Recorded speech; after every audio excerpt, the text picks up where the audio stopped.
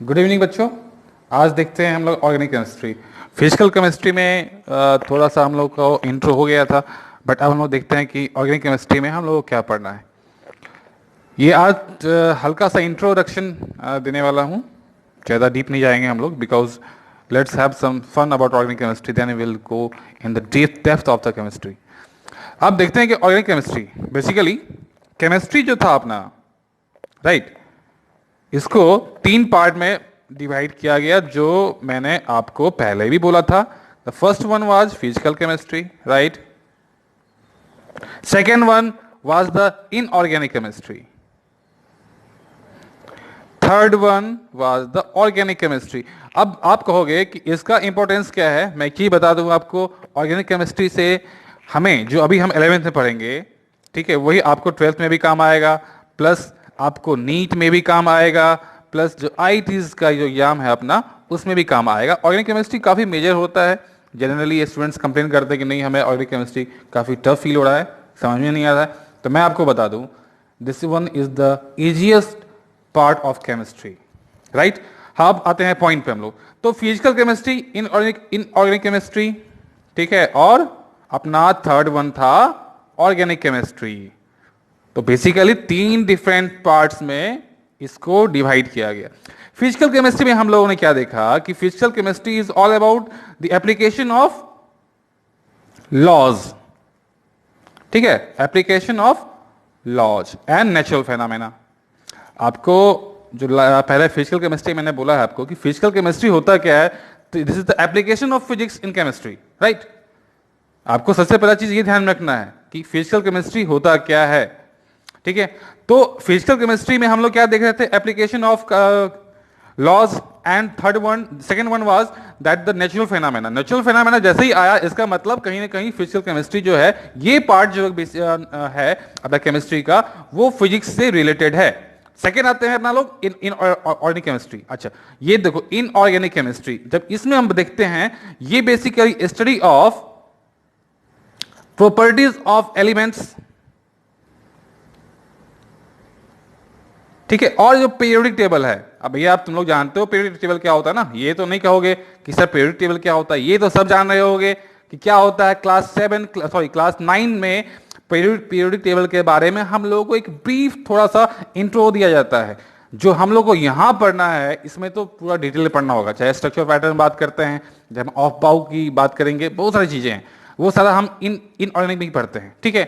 अब चलो third one जिसको हमको पढ़ना है, this one is called as the organic chemistry. देखो ऑर्गेनिक केमिस्ट्री, तुम लोग एक चीज जानते हो, ऑर्गेनिक कंपाउंड, राइट। देखो ऑर्गेनिक केमिस्ट्री के बारे में बोला गया कि this one deals with the study of organic compounds, right, organic compounds. अब भैया ये बताओ कि ये जो ऑर्गेनिक कंपाउंड्स होता है, ये होता क्या है, इसको तुम क्या समझोगे। तो basically organic compounds mean the compounds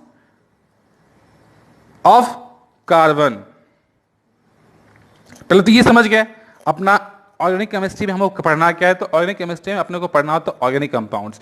अब ऑर्गेनिक कंपाउंड्स में क्या क्या पढ़ना होता है, देखो इसमें क्या है कि बहुत सारी चीजें हैं, ठीक है। इसके केमिकल बिहेवियर, ठीक है, इसका फॉर्मूला, नॉमेनक्लेचर, जो बहुत जरूरी चीज होता है, मैं आपको बार बता दूं, नॉमेनक्लेचर ऑर्गेनिक कंपाउंड में बहुत ज्यादा इंपॉर्टेंट रोल प्ले करता है, प्लस फंक्शनल ग्रुप, ठीक है, ये सब इसमें हम पढ़ेंगे। ऑर्गेनिक केमिस्ट्री कह सकते हो कि मैथ्स के रिलेशन में आता है, थोड़ा सा कैसे, तो वो भी समझ जाओगे। अगर आपका कंसेप्ट एक बार में क्लियर हो जाता है ऑर्गेनिक केमिस्ट्री का ना, तो आप कोई भी प्रॉब्लम सॉल्व करने में आपको बिल्कुल टाइम नहीं लगेगा, राइट। अब थोड़ा सा हम इसका इंट्रो देखते हैं कि क्या क्या इसमें हम लोगों को पढ़ना है। अब देखो, जब हम लोग ऑर्गेनिक केमिस्ट्री की बात समझ गए, अब इस वाले में हम लोग को पढ़ना क्या है। तो सबसे पहले समझो कि ऑर्गेनिक केमिस्ट्री का जो ब्रीफ थोड़ा सा हिस्ट्री है, ठीक है, उसको हम लोग जान लेंगे कि कैसे क्या हुआ। प्लस इसमें थोड़ा देखेंगे कि ऑर्गेनिक कंपाउंड्स हमें पढ़ना क्या क्या है, वो थोड़ा मैं आप लोगों को बता दूं। ऑर्गेनिक केमिस्ट्री, ऑर्गेनिक कंपाउंड, पहले तो ये समझो कि ऑर्गेनिक कंपाउंड थोड़ा सा पढ़ना है हम लोगों को, ठीक है। उसके बाद जो ऑर्गेनिक केमिस्ट्री के बारे में जो एक मिथ था इसकी हिस्ट्री में, वो देखेंगे। After that we'll have classification of organic compounds,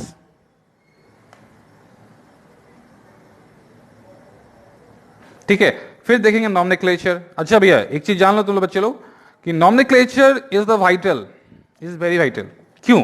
reason है क्योंकि एक नाम गलत हुआ ना ऑर्गेनिक केमिस्ट्री में और नाम को आइडेंटिफाई करने में तुम लोगों से फॉल्ट हुआ, समझ लो तुम्हारा मार्क्स क्या हो जाएगा? लड्डू, जीरो, कुछ नहीं कर पाओगे फिर। तो सबसे पहले ये चीज ध्यान रखना, क्लासिफिकेशन ऑफ ऑर्गेनिक कंपाउंड को जब तुम लोग अच्छे से समझ जाओगे तो नॉमेनक्लेचर ये मोस्ट वाइटल रोल प्ले करता है फिर आगे की चीजों में। तो हमें ये क्या करना है ये समझो, क्लासिफिकेशन समझो, नॉमेनक्लेचर। इस जब नॉमेनक्लेचर पर हम आएंगे तो मैं आपको एक चीज बता दूं, इसमें ज्यादा हम फास्ट नहीं चलेंगे, बहुत कैजुअली चलेंगे, बहुत स्लोली चलेंगे। क्यों?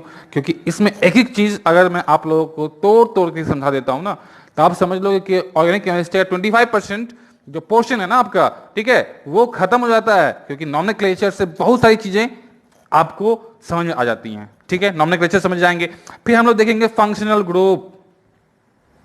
नहीं, पहले इससे पहले देख लेंगे हम लोग एलिफेटिक कंपाउंड्स क्या होता है। ठीक है, जब क्लासिफिकेशन की बात करते हैं तो उसी में हम लोग देखेंगे कि एरोमेटिक कंपाउंड्स क्या होता है। अब देखो एक चीज, ये जो केमिस्ट्री में एक चीज हमेशा ध्यान रखना, कोई भी नेम होता है ना तो नेम हमेशा हमेशा उसके बारे में बहुत सारी चीजें एक्सप्लेन कर देती है। मैं एक एग्जांपल दे दूं आपको, एरोमेटिक कंपाउंड, राइट? कंपाउंड तो जानते हो तुम लोग, ये तो एक्सप्लेन नहीं करना होगा मुझे। अब देखो एरोमेटिक, सबसे पहले इसमें देखो ये क्या है? Aroma. Aroma is a Latin word, ये समझो बात को। अब एरोमा का मतलब क्या होता है? जाकर डिक्शनरी भी ढूंढ लेना। इसका मतलब होता है फ्रेग्रेंस। ठीक है, जैसे परफ्यूम लगाते हो ना, डीओ लगाते हो, तो क्या होता है? एक फ्रेग्रेंस आता है। अरे एक्स का देखोगे ना, ऐड देखते हो ना टीवी में तुम लोग, तो क्या कहलाता है? यही कहता है ना कि ओ व्हाट इज, मतलब क्या अच्छा फ्रेग्रेंस है। ठीक है, तो ये कहां से आया? ये एरोमा से आया। तो इसका मतलब जिस कंपाउंड में फ्रेग्रेंस होगा उसको हम क्या कहेंगे? एरोमेटिक कंपाउंड कहेंगे। तो वही चीज मैं एक्सप्लेन कर रहा था आप लोगों को कि केमिस्ट्री में या फिजिक्स में बहुत सारी ऐसी चीजें होती हैं जिसके नाम से आप उसके बारे में बहुत सारी बातें पता कर सकते हो बहुत इजली। हमें यह भी चीज बहुत ध्यान में रखना है, राइट? अब देखते हैं केमिस्ट्री का, खास करके ऑर्गेनिक केमिस्ट्री का हिस्ट्री कहां से स्टार्ट हुआ। ठीक है, अब देखो ये सारी चीजें पता चल गई हमें। अब हम देखते हैं कि पहले ऑर्गेनिक कंपाउंड किसको कहा गया। तो यहीं से अपना history of organic chemistry begins. तो देखो सिनोनिम्स आ रहा है, history of organic chemistry begins. देखो ऑर्गेनिक कंपाउंड क्या होता है? ऑर्गेनिक कंपाउंड बेसिकली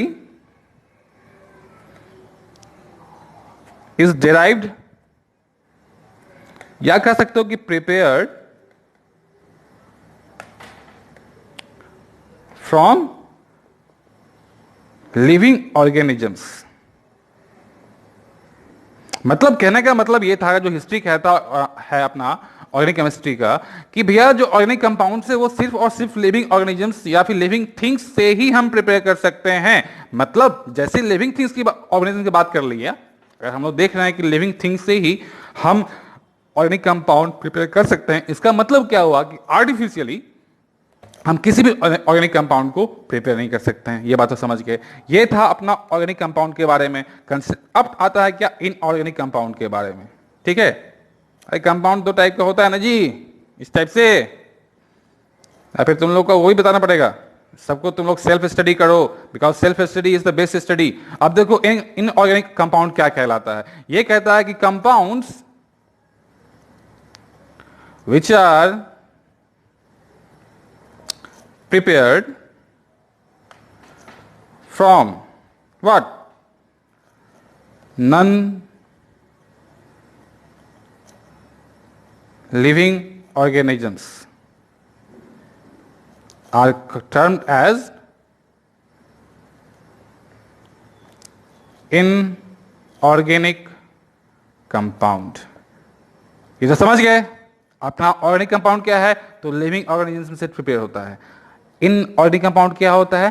तो नॉन लिविंग ऑर्गेनिज्म से ये प्रिपेयर होता है। बेसिकली ये दो डिफरेंस था। आज हम लोग इतना ही जानेंगे। थोड़ा सा एक ब्रीफ सा इंट्रो तुम लोगों को तो दिया है मैंने। अब नेक्स्ट क्लासेस जो होंगी हमारी, उसमें हम देखेंगे कि भैया अब इसमें कैसे कैसे इवोल्यूशन होगा। सबसे पहला आर्टिफिशियली ऑर्गेनिक कंपाउंड क्या था, कैसे इस थियरी को, ठीक है, आए का जो एक्सपेरिमेंट्स था उसको फेल करता चला गया। वो सारी चीजें हम नेक्स्ट लेक्चर में थ्रू आउट बहुत अच्छे से पढ़ेंगे और लेट मी अश्योर यू आपको बहुत अच्छा लगेगा जब आप ऑर्गेनिक केमिस्ट्री पढ़ेंगे मेरे से। तो